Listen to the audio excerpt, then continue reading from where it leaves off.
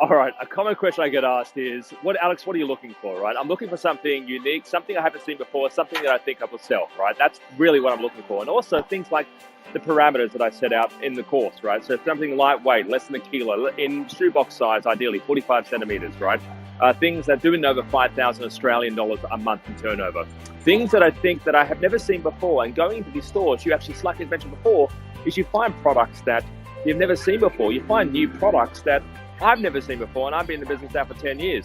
One such product is the bamboo, the eco-friendly, the sustainable, the bamboo products, So these sorts of products, right?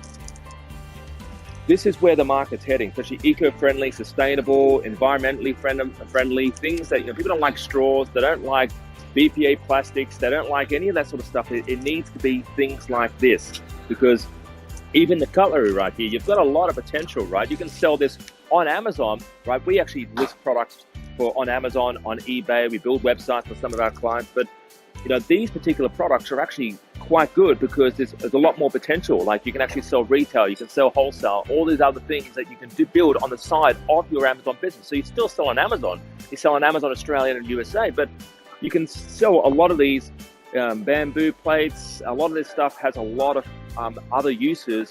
You think picnics, you think camping, you think actually the catering space, which is huge. The catering space is huge. We've actually got a few clients in that space. But yeah, just keep that in mind, guys.